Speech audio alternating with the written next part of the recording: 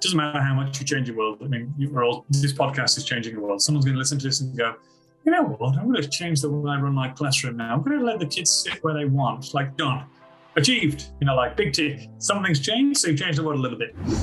Awesome. Yeah. So yeah, Gavin, listening to your story, I was like, I heard you sort of traveled the world, you sort of taught in many different countries, then you came to Australia, you started in Lakemba, and you're sort of teaching in one of the Islamic schools for like 10 years. And then did you then become the principal of the school that you're now working at? Tell me about that transition, or give us like a brief sort of run through on your story.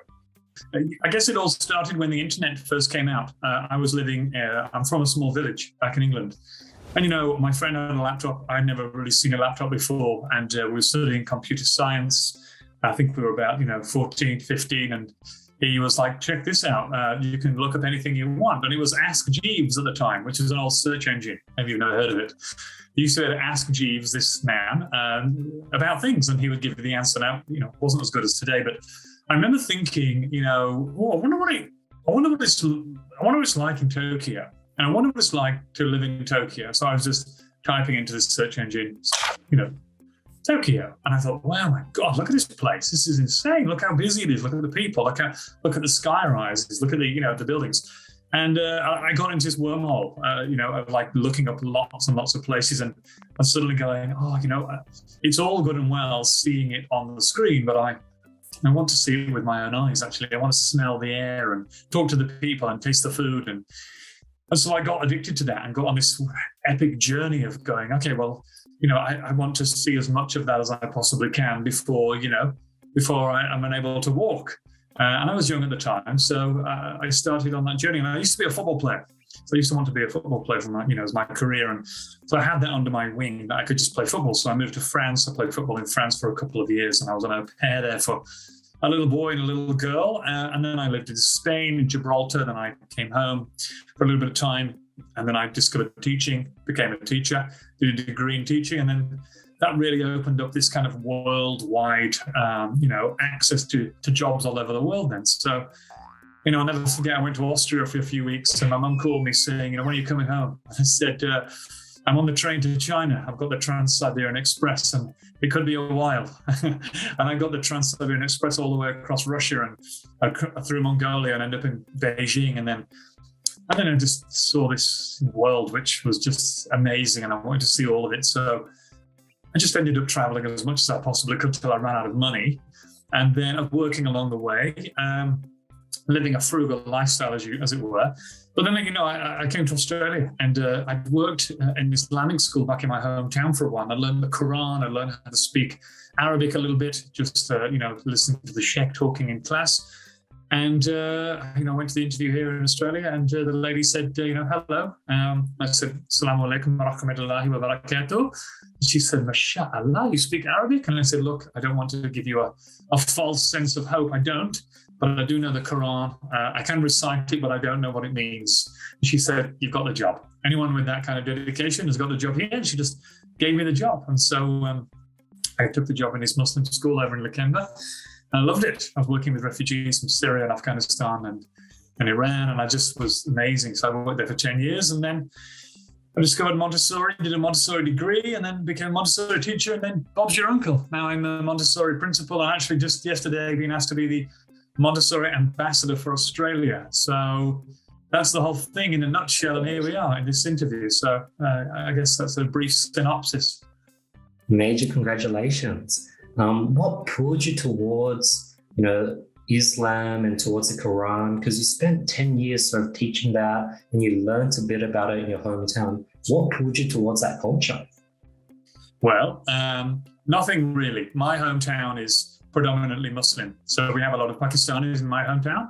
And Britain is a very multicultural country, as you know. So, in my town, it happens to be we have a lot of Pakistani children in schools. And so, I was exposed to that. And when I came to Australia, I won't lie to you, I just thought, okay, what have I got? What have I got in my artillery here that can get me a job as quick as possible? So I was looking at the jobs and I thought, there's a job in a Muslim school. I've worked in a Muslim school. Maybe I'll apply for that. So I went and got this job. And then I got addicted to working there, I must say, because what happened was this. A lot of children were coming as refugees from war-torn countries in the Middle East. There were wars in Iraq at the time and Afghanistan, and there was an uprising in some of the Middle Eastern countries, and those people were leaving, and they were ending up at our school.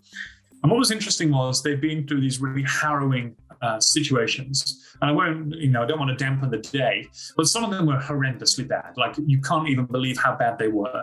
There were families whose boat had sank on the way from Indonesia to Australia, and dad was holding on to all the kids, but couldn't hold them all and had to let go of one and then watch them.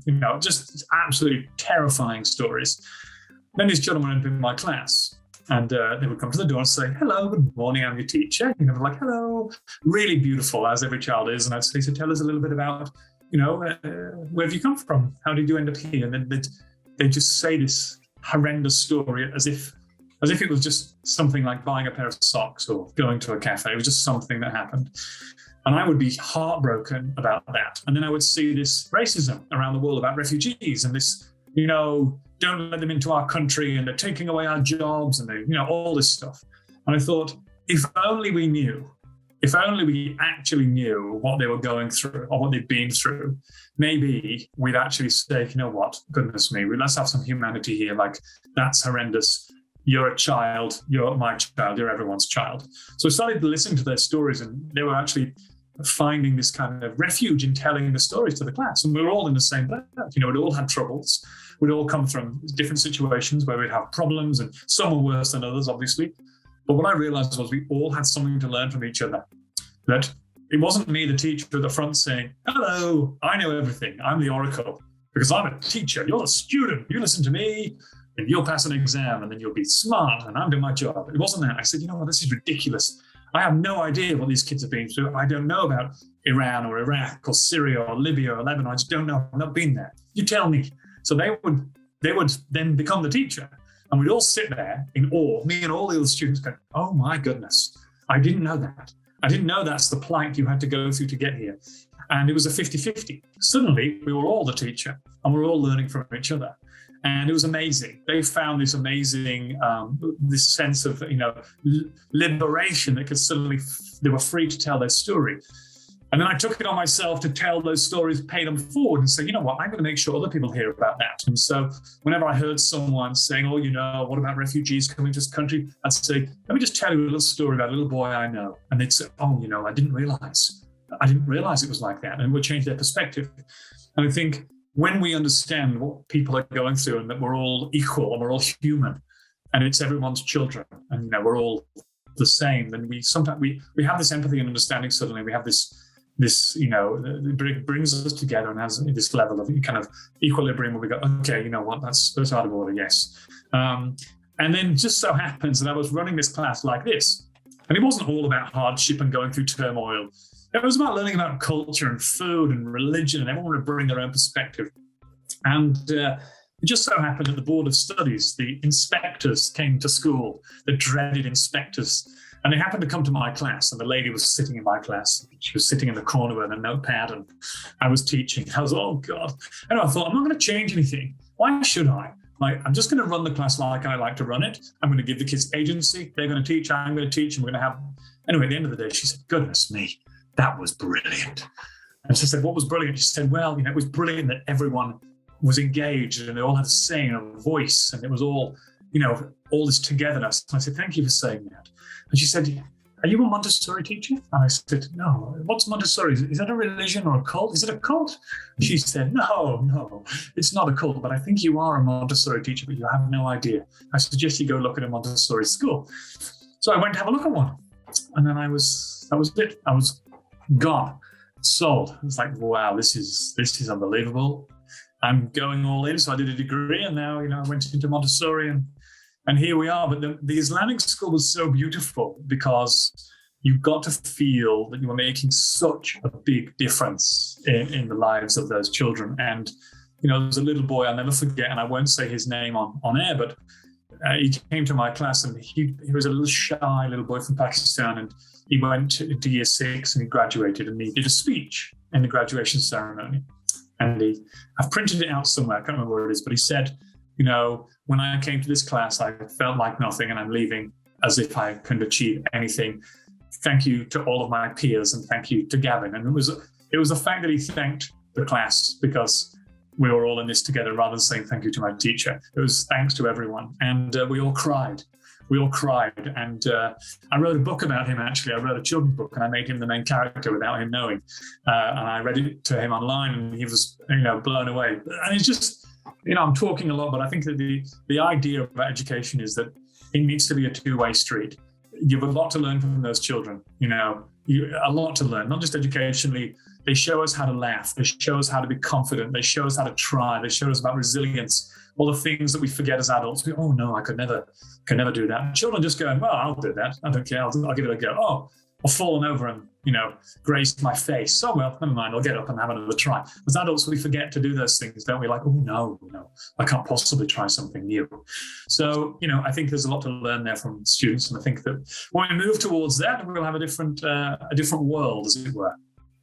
Yeah, because thinking back to high school, all the teachers that I clearly remember were the teachers that sort of gave me the ability to speak and sort of share my thoughts, and they were curious to hear my opinion on things. And those are the teachers I really gravitated towards, because I remember we had a history class and I think we didn't have a history teacher. So our deputy principal, Mr. Taylor, taught the class for 2 terms. And I remember we were talking about the Vietnam War and it was like, hey, Andy, tell us about your experience and what your parents went through. And I was shocked. I was like, wow, he knows my name. He knows I'm Vietnamese and he's asking me to share my story and talk about something that people don't usually ask about. And it felt like a sense of empowerment. It felt like he really listened to me. It felt like someone cared and sort of wanted to hear my thoughts. And there were several teachers that did that. And those teachers really stood out and it really made a huge impact. Yeah, look, that's a very important aspect of being a good teacher, as it were. There's teachers and there's teachers.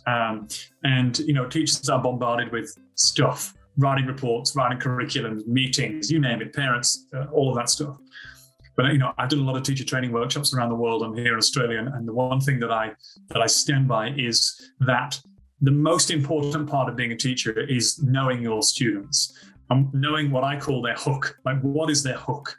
And so the more time you get to know your students, the more time that you get to understand what pushes their buttons and what their passions are. And, your job as a teacher is to look at the curriculum and say, it says here, it says in the curriculum, the outcome says you will expose the children to different continents, right? Now, there's 7 continents, as you know, right? But there's a prescribed curriculum that's already written. It's been in the curriculum for 10 years. And it says, teach the children Antarctica. And it's already pre-written. So lots of teachers go, well, it's already done for me. I'll just take Antarctica. And you say to the kids, and lots of children in school will be doing this year in year 5. It's in the curriculum for year 5 and saying, hello, everybody. We're going to learn about Antarctica. Now, Antarctica is a wonderful place filled with ice and penguins and blue whales and krill. And this is the biodiversity. And the kids are like, well, this is good. This is fun. But what really should happen is this. The teacher should say, hey, now we're going to learn about continents. That's all I need to teach you. Continents. Well, it says in the curriculum. Now, I'm actually from Britain, so I'm going to teach you a little bit about Europe. I'm going to tell you a story about a time when I was in Europe and I was in this street and there was this, whatever. And the kids are like, oh my God, wow, my teacher. He doesn't live in the cupboard, actually. He's a real person. And you've got a photo and you show them, this was me when I went to Versailles. And I'll tell you the story about Versailles. And the kids are like, oh my God, he's a real human being with a real life and a real history and a real past. And look at the way he's talking. He's so passionate because he's from Europe. And then you say to the kids, okay, and so I was going to teach you about Europe now. I'm not going to teach you, but I've inspired you a little bit. Now, you can choose a continent. Choose one that you love for some reason, whether your dad's from there, you've been there on holiday, you've watched a movie or a documentary, whatever it is. Off you go. You've got a week. You can work in a team, you can work in a pair, you can work on your own. But in a week's time, we're going to meet and you're going to present to the class about what you have learned about your chosen continent and you're going to teach us. So all the kids go, oh my God, what? I get to choose, I get agency in this, I get a say. And you can say to the kids, and I do it. And if you want to really be la creme de la creme, you say to the kids, and I don't mind how you show me your research. It can be a play, a dance, a model. It can be a document. It can be a piece of art. You name it, doesn't matter. As long as you learn about a continent, you do your research, and you can teach us, then you've ticked all the boxes for me. So all the kids go away all excited. Oh my God, I'll work with you. Let's sit over there. You get the card, I'll get the scissors, and off they go. And you as the teacher, you're free then, totally free. And what you do with that time is you observe your students and you look for leadership, confidence, communication, time management, resilience. You look for all those skills, which are 21st century skills, which you need in the world today. If you didn't have the confidence to send me an email, we would never have this conversation. And if I didn't have the confidence to speak on camera, we'd never be doing this for your listeners. And so those skills, you can't teach them. You can't say, I'm going to teach you about being confident, guys. Let's all learn about being confident. Being confident is about trying. You have to try and you have to fail and try again. You get confident because it builds up over time. So when you say to the kids, off you go, they go, oh my God, what? Are you saying that I can do what I want? You say, look, you can do what you want within limitations. This is freedom, but within limits. You can't climb out of the window and get an Uber to the city. That's not allowed. But you can use the card, the paper, the scissors, sit on the floor, stand up, work in a group, work in a pair, work on your own. It's up to you. I don't mind. I'm busy observing, so don't disturb me. And I said to the kids, if you can see it in this room, it's a yes. If you can see the scissors and you want to say, can I use the scissors? Don't ask me. The answer is yes. You want card? Yes. You want to go to the toilet? Yes. You don't have to ask me. There are only 7, these kids. I even made a T-shirt and it said yes on the front. And I said to the kids, if you've got a question, look at my T-shirt. That's the answer. It was really cool. Anyway, when you do that, you see this different. It's hard for teachers because you have to let go a little bit. And a lot of teaching is all about control. If you're quiet with your fingers on your lips and everyone's working with your heads down, then that's a good class. Well, that's not a good class. Actually, that's a failing class. That's a class who are rote learning. A good class is one where the people are talking and you're learning from each other and there's debate and upset and all of those things are happening in the real world. If you go to Google, Wikipedia, Amazon, Airbnb's head offices, you don't see people sitting in silence with their heads down. You see people communicating and debating and talking and having meetings and standing up and on the telephone. And that's what we need to do with our education system is turn it into 21st century. And so, that's what Montessori actually does. And that's why I was so attracted to it. That's so cool.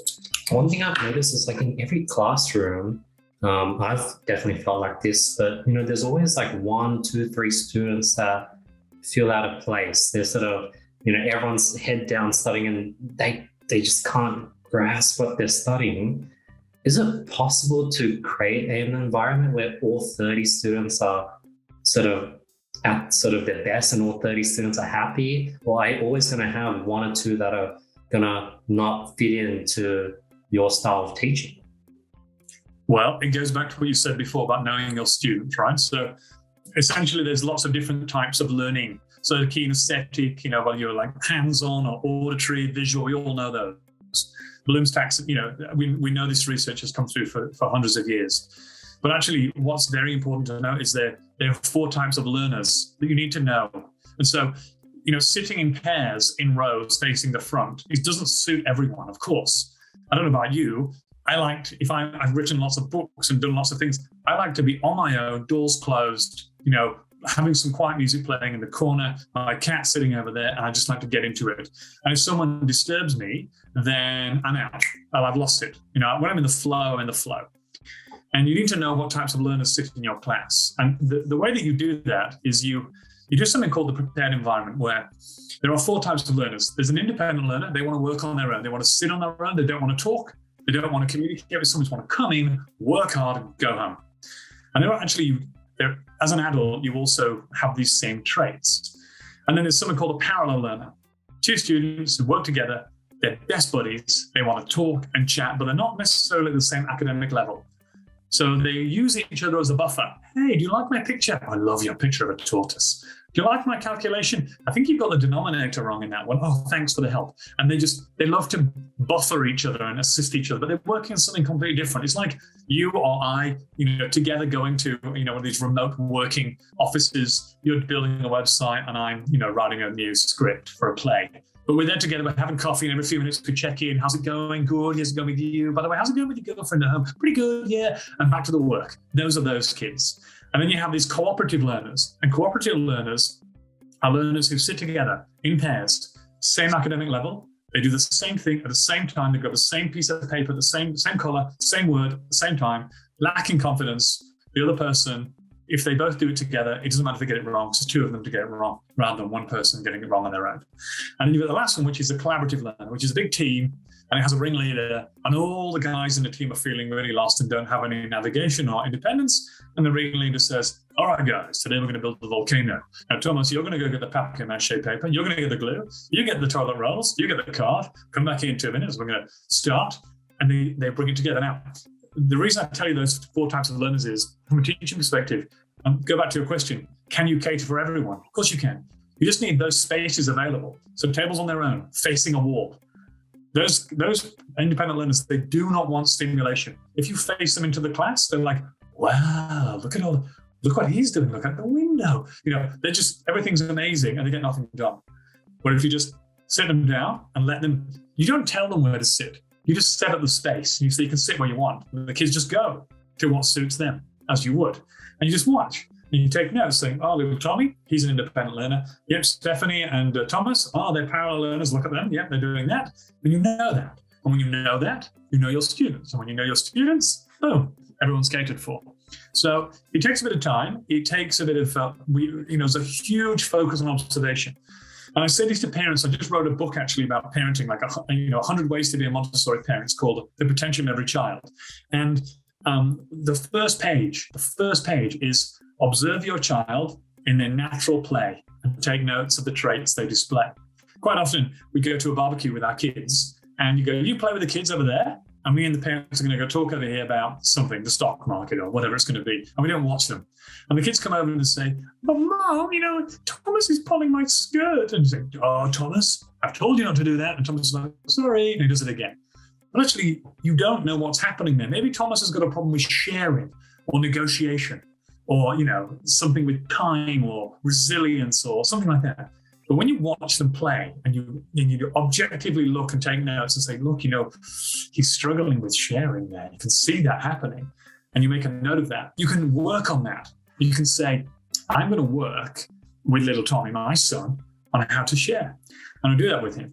And you can nut out what it is that's happening. And then you can work together to solve those problems. Because if you don't know what's happening, you'll never have that view of what's actually occurring on the ground level. So there's that disconnect between observation and understanding what the children are going through. And I think teachers don't have enough time for that. Parents are obviously pushed for time too. But once it's like someone's opened a golden window to the keys to success.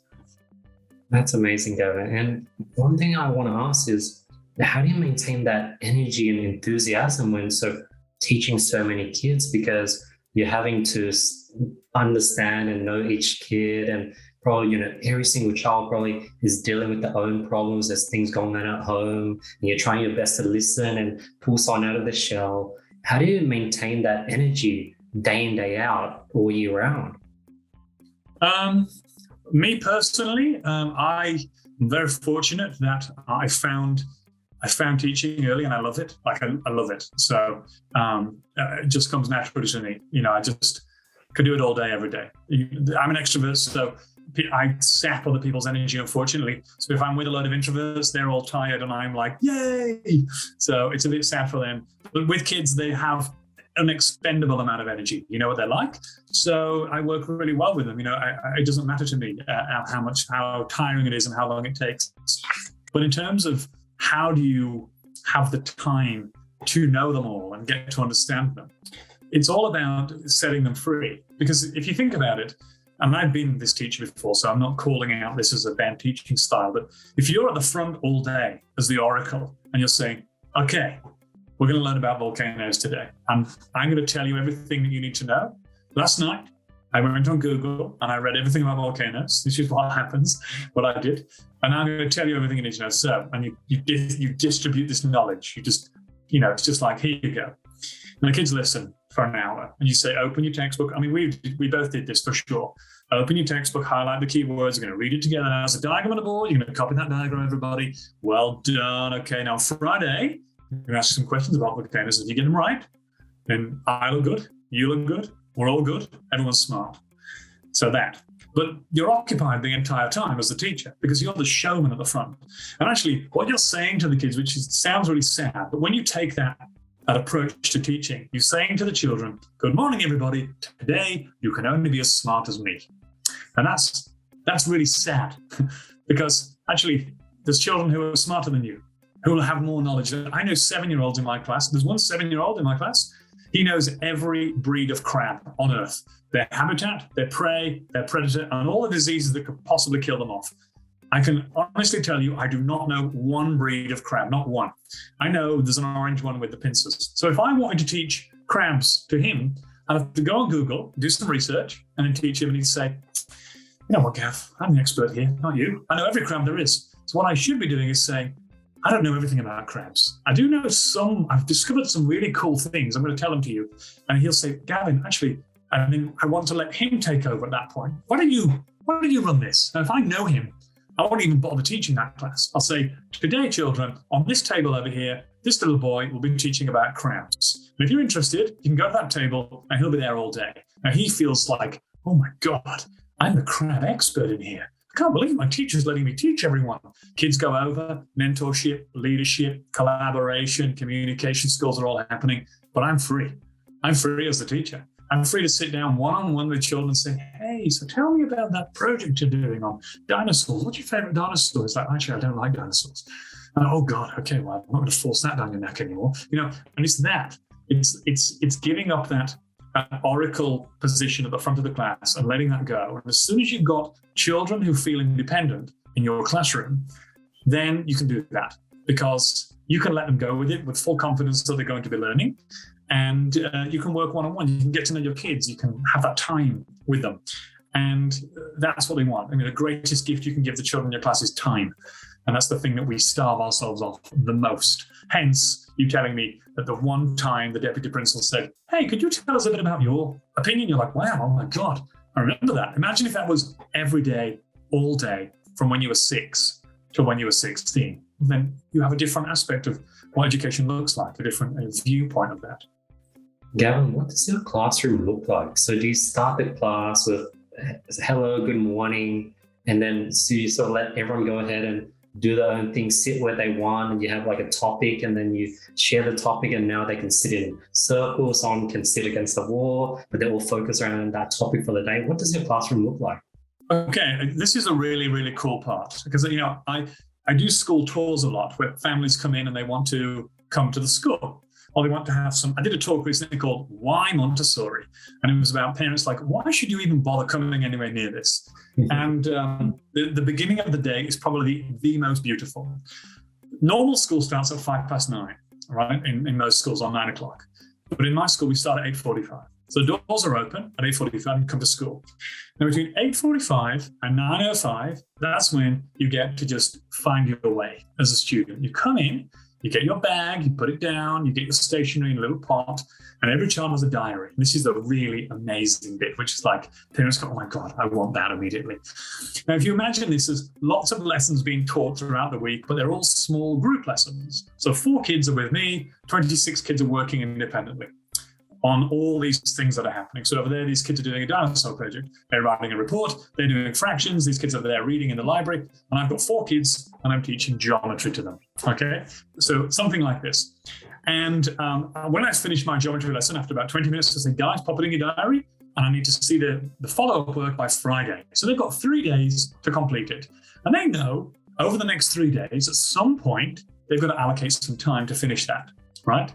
So they write in their diary, geometry follow-up Friday, and they know they've got to finish it. Because on Friday, we're going to be meeting again.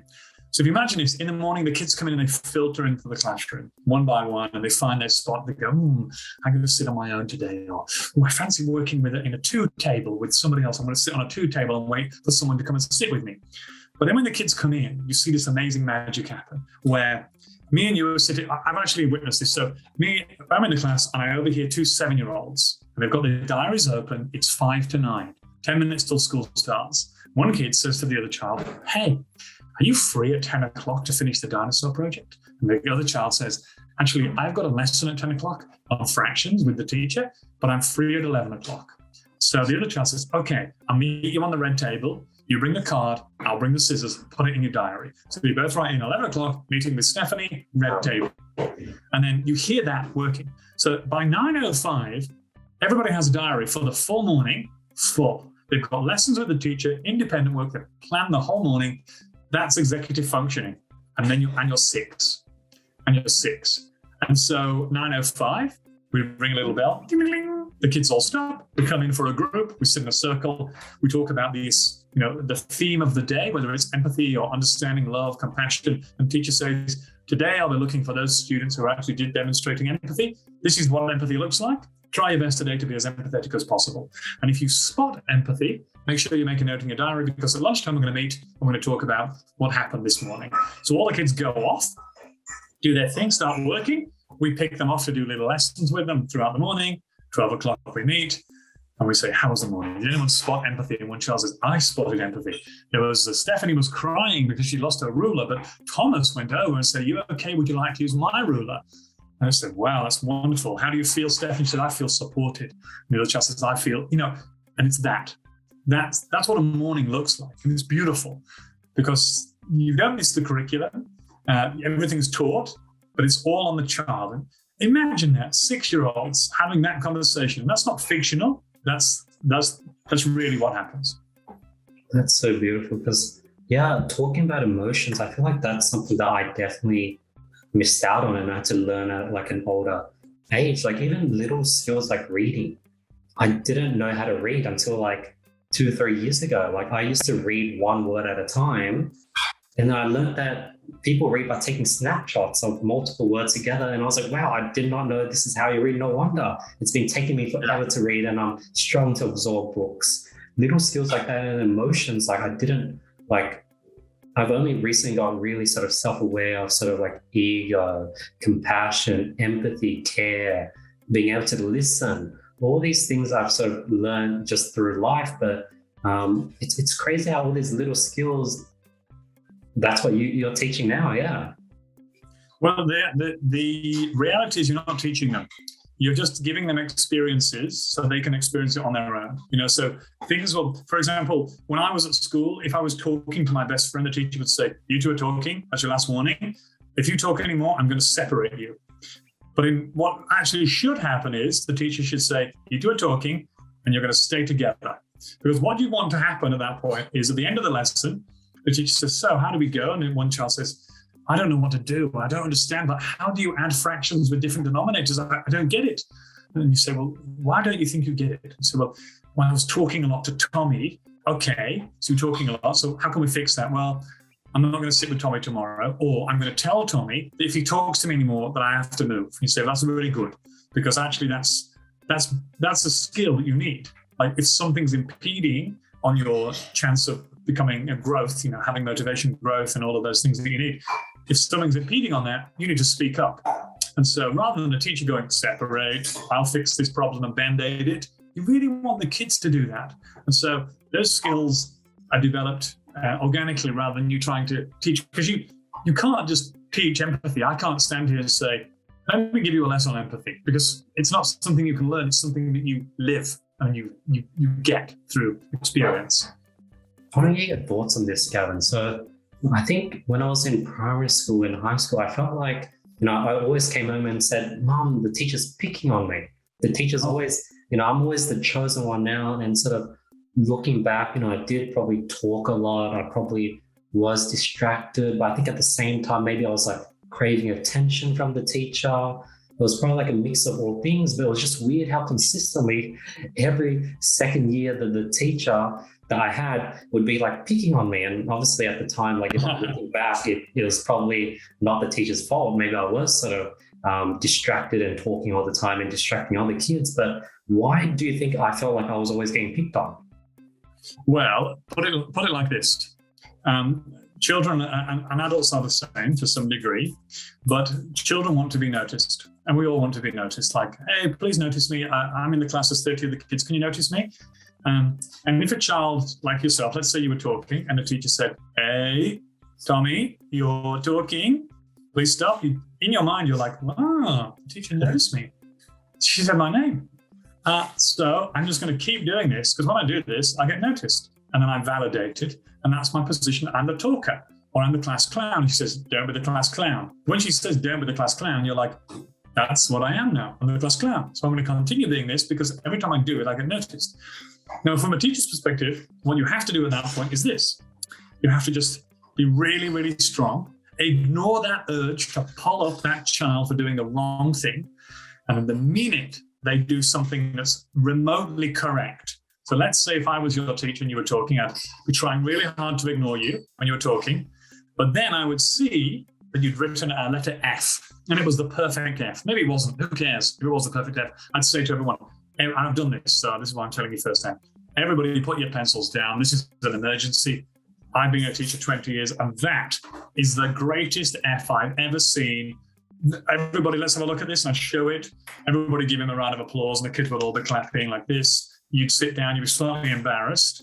And at the end of the lesson, I'd pull you aside and say, can I have a quick word with you, Tommy? I say, Tommy, look, that was amazing. That letter F is probably the best thing I've ever seen in my life. And Tommy's like, I said, you see, I'd love to see more Fs like that tomorrow. I wonder if you can continue. And they'd be like, yes, Gavin, I'll definitely do that. Because suddenly he's being noticed for doing something right. And all you have to do then is build upon that. And build upon that. And suddenly this child becomes a child who goes, when I do things that are correct, or when I try my best, I get noticed now. And we fall into a trap of trying to pull everything up and noticing all the wrong things. And children just go, that's my identity. It's who I am. I get noticed for doing the wrong thing. I'm the class clown. I'm the bully. I'm the one who's silly. I'm the one who says rude words. You just have to try to do the best. And I've worked in some horrible classrooms, harrowing, hardcore, and where behavior is terrible. And you can turn it around, but it takes a lot of effort, and you have to be you have to have a lot of passion and energy. You can't just. It's easy to send someone out, isn't it? Out, you're doing the wrong thing, but that's a failure. You failed at that point. Your objective as a teacher is to not send them out and say, I'm gonna get you. I'm gonna get you over the line. I had a boy once in the class, and he said, I said, what do you want to be when you're old? He goes, I want to be a gangster. And he was only 8. I said, why? And he goes, I hate the police. I just want to get the police. All I wanted to be the gangster. Anyway, I bumped into him a few years later, and he was like, "Hi, Mr. McCormack," and he's the man now. Had a mustache. I was like, "Hey, what are you doing? You're a gangster." No, I'm actually an accountant. He said, you somehow made me love maths. I don't know how you did it. This boy was from a broken home. He wanted to be a gangster so he could get the police, and suddenly he's an accountant because in mathematics, I remember noticing him for the littlest thing. I can't remember what it was, but we won him over, and he got addicted to that feeling of like, oh my God, like I'm getting noticed for doing something right. This is brilliant. But it took a bit of effort, It's not easy to pull that off. That's super cool. Like now I'm trying to think because, I have 2 younger sisters and sort of going into business and sort of doing my own thing. Like I'm always putting a lot of, not pressure, but I'm always like, sisters, like just think to me, you guys need to read more books. You guys should be looking for internships. You guys should volunteer. You guys should, create TikTok accounts and talk about what you're studying in university. And then it comes off as I'm constantly lecturing them. And I could see it going 1 year, out the other. Hey, Justine, can you start, taking mum to the optometrist since, that's what you're studying and I'm sort of getting busy. But it doesn't click when I tell them to do things. And I've slowly approached to sort of teaching by example, doing it myself. But that sort of doesn't really do too much because then I'm just going to be taking my mum to the doctor for the rest of my life. And they're not going to be able to pick up the risk. And I can't tell them to do so because when I tell them to do it, it feels like a chore. What's your advice, Gavin? Well, it's tricky, isn't it? I mean, I'm also guilty of that from people that I know and friends and family that I often, I've got 2 brothers too, and I'm the same. I often catch myself lecturing them. So, I mean, I think the point is, no one's perfect, and you're trying your best to have a positive influence, but ultimately everyone's their own person. And I think you have to let them find their own way ultimately. Because imagine if someone told you, early on what to do, you probably would have not done it. You have to find your own way and see what works for you. What works for you doesn't work for them. But ultimately, everyone finds their niche in the end. But I guess the objective is to be as supportive as possible, when those people try those things that are new. I know, interesting enough, the failure aspect of everything is so important, right? Because there's a little boy at school once, and I said to them, we're studying volcanoes, and I did this talk about Vesuvius, and I was very inspirational because I'd been there, and I was like, here's a picture of me at Vesuvius. Like, oh my God, he's been to Vesuvius? It's unbelievable. I told him about the eruption and Pompeii and all of that stuff. And I said, off you go, guys. You can represent your research in any way that suits you. And as a little boy, he decided to build a volcano out of papier-mâché and label it with labels. It was going to be beautiful. It was going to erupt in front of the whole class. They had a plan. I was very excited by this project because, he was going to have a lot of learning about this. But I saw him mixing the papier-mâché, and there was too much water compared to glue. And, there has to be a ratio for it to really gel. And I saw him mixing. I thought, he's doing it wrong. I should go over and tell him because he's about to spend 5 hours. It's going to be a total failure. And I had to really restrain myself and not do that. So we mixed the water and the glue. We put it all papier-mâché, had a little group, and the whole thing collapsed. He was crying. He said, Gavin, it's a failure. I can't show the class. I said, well, what do you think went wrong? And he said, well, I didn't read the instructions you gave me. I said, well, where do you think you missed out? And he said, I didn't put enough glue in. It's just too much water. And so he was really upset. I said, what do you want to do? And he goes, I want to start again. And we started again. It took another week. And he built this volcano, and he built it right. And he erupted it in front of the class, and everyone clapped. And we talked about resilience and determination, perseverance, persistence. And I had to let him fail. You had to let that happen. If I'd have jumped in, he would have never learned that valuable lesson. That it's like when you buy something from IKEA. I'm guilty for this. You buy it, I get instructions, throw them in the bin, and try and build it myself. And there's all these screws left over. I'm like, oh my God, maybe these are spares. Or maybe they've given me extra ones. I'll throw these in the bin as well. And then I put the stuff in the wardrobe, it all collapses. I'm like, oh God, I am never ignoring the instructions again. It's that kind of thing. You only do it once. You have to let it happen. So, with your sisters and with anyone else, you have to let that occur in front of you for it to actually be a learning curve. That's a good tip. And I think I'm going to really try that. I think, it's hard not to catch a mistake when you're sort of seeing it right in front of your eyes. And I think just letting them do their thing, hopefully, I think it's much better than trying to expend energy and try to tell them what I think is right. And you're right, each person is their own. Yeah, I completely agree. But it's hard, it's not easy to see someone that you care about making a mistake that is happening. You never know. They might pull it off and learn something new. You never know. I mean, look at Jeff Bezos. Before he built Amazon, he built Pets.com. He spent $1 billion building it. It was a total flop. But he learned how to build a website after that. And then he's got it right now. So whether you like it or not, it's successful. Gavin, tell me about the transition from becoming a teacher to then becoming a principal. Are you now sort of teaching less? Tell me about that transition. What is it like being a principal? Because now looking at the principal of my high school, it feels like you're sort of running a business. You have all these teachers and you have to manage sort of your finance and the budget the school has. You're sort of getting, it's like, yeah. Well, exactly. It is a business, of course. Schools are businesses. They have budgets and funding and, enrollments and teachers to manage and contracts to sign and, government funding to access and regulations coming out of your ears. I mean, in a given school, there's about 177 school policies, from toilet policy to nappy changing policy. And look, I have a preschool.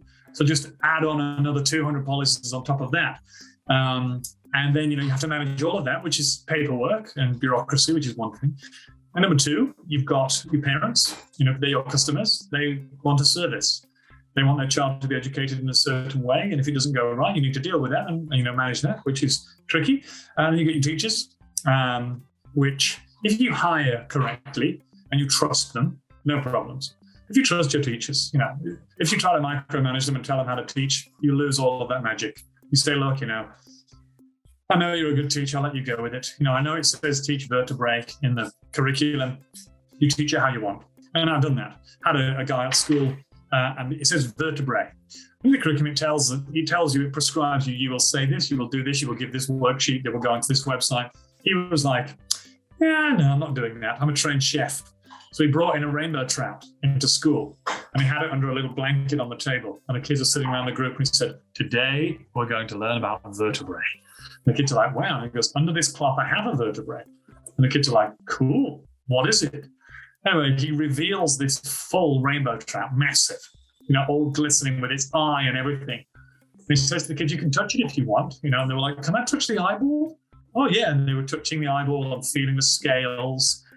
And he taught them about vertebrae, but they got to smell a fish and touch it, and their senses were all, heightened.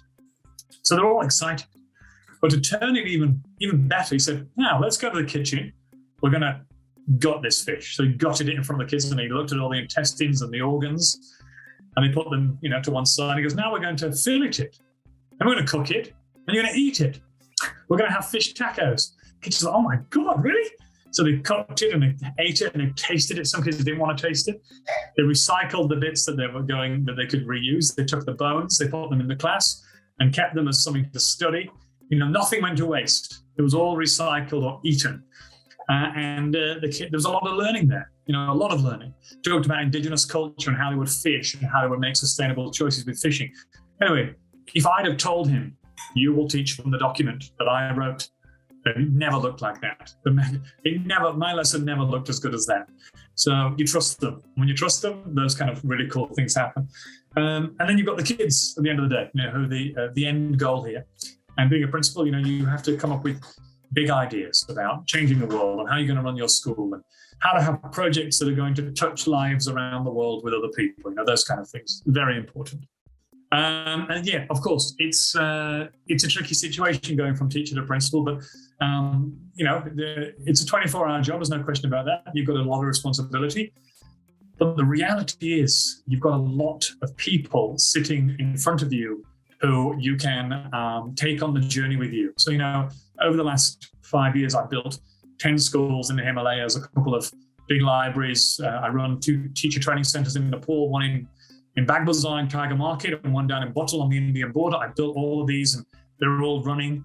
And I've been able to do that because I've been able to say to my community, hey, everybody, I'm going to build a school in the school holidays in Nepal. I need money, books, toys, games, materials. Can you bring them in? And the parents are like, Gavin, we've got it covered.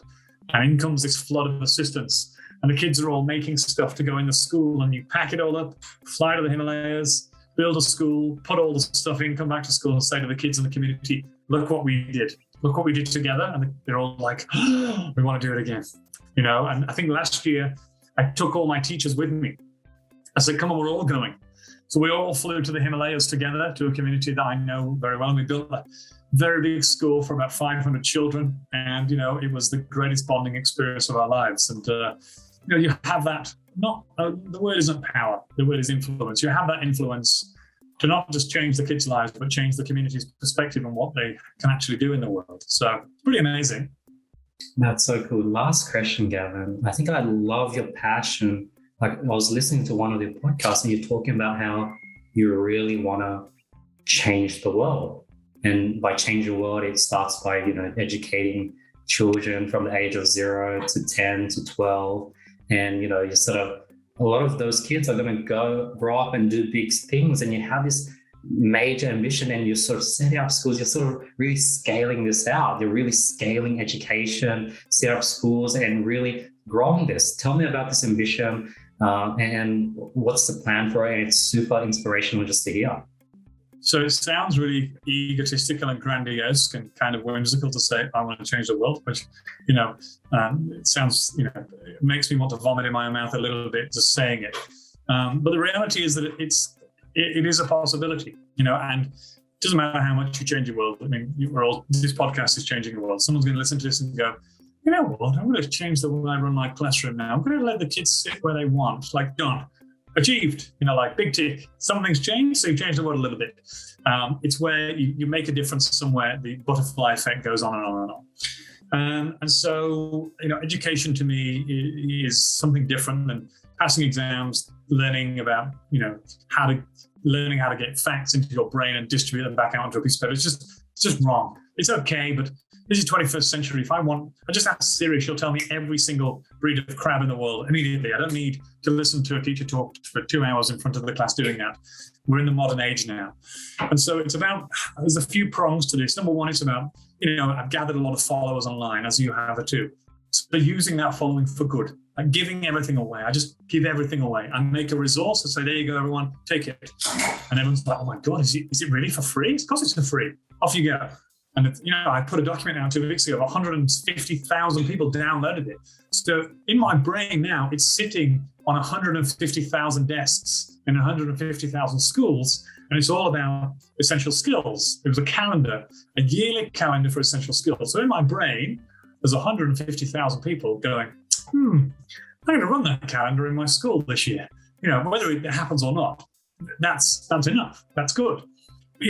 But to have several prongs to this, I've been a writer for a few years, writing children's books. And the idea was they'll sit in libraries and they're all about love, empathy, compassion, kindness. So kids will read them and go, I'm going to go sit with a lonely child on the playground because I know what they're going through, because this book's about that, or this book's about kindness.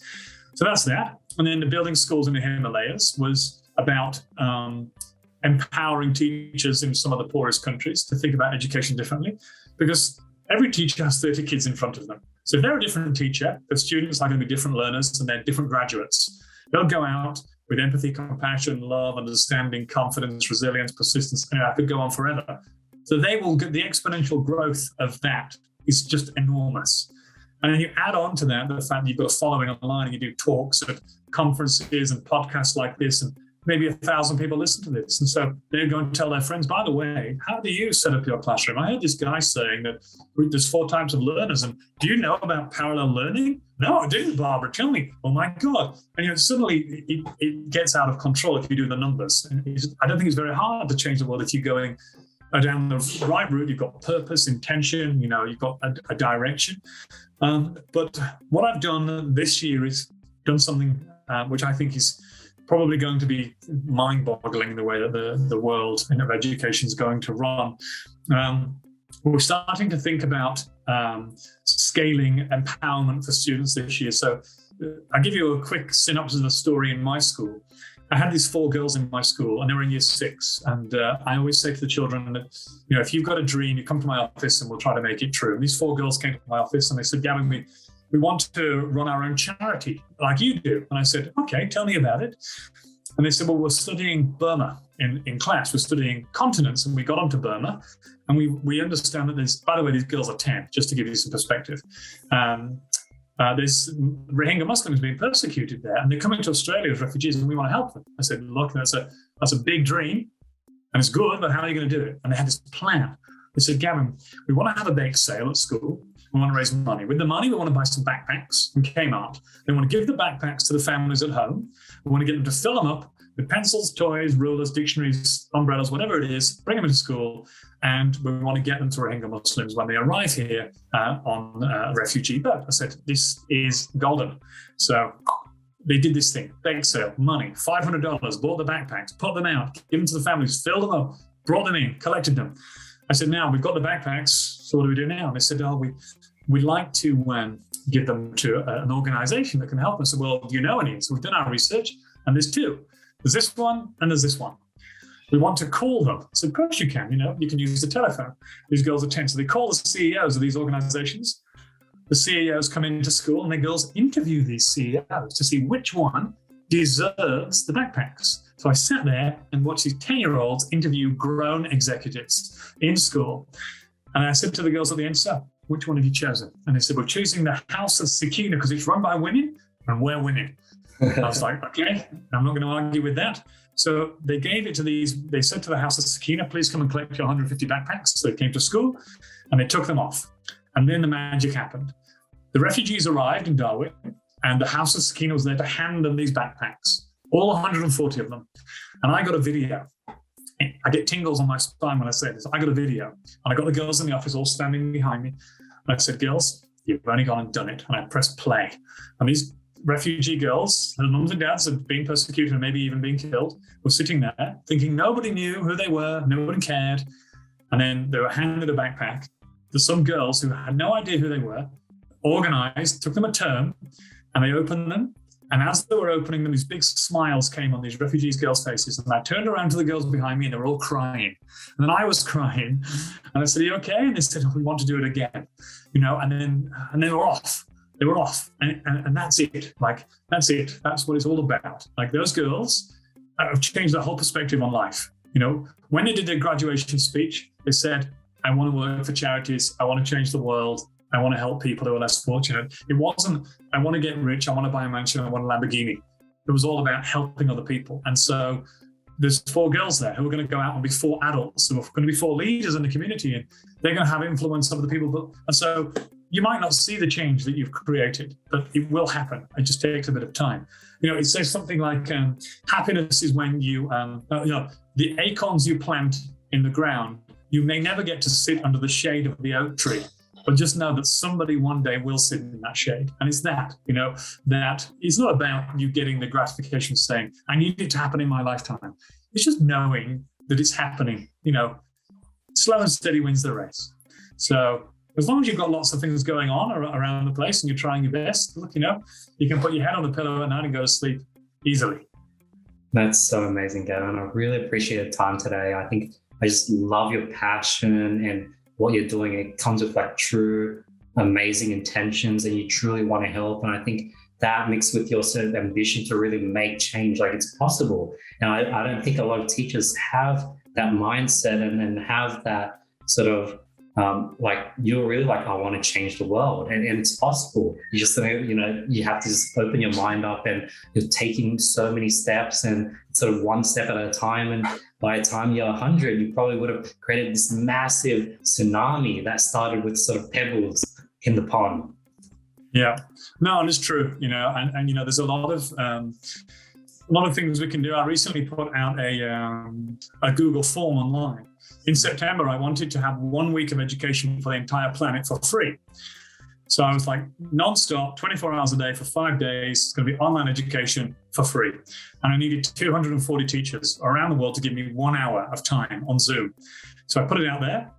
14,000 teachers filled it in and applied. And I picked 240. And from September the 20th till September 25th, school was online non-stop, all day, every day, across the world. And the most amazing part of that was I went to every lesson. I had 10 laptops on the go and 15 iPads in my house. It was craziest week. But there was a guy in Delhi. His name was Maninder Maan, and he was teaching landscape painting with Maninder Maan. It was just him in his bedroom with an overhead camera, and he was painting a landscape. And I looked in the Zoom, 13,000 people were in the waiting room, and there was 1,000 people in the class. So, all they had to do was give 1 hour. But the world was free education online. I mean, no one had to pay anything. All we had to do was give 1 hour of our time. It's not hard. It's not hard. It just takes someone to put it out there and say, come on, guys, let's get this going, I'm 43. I've got a few more years left in me yet, but I'm not going to give up.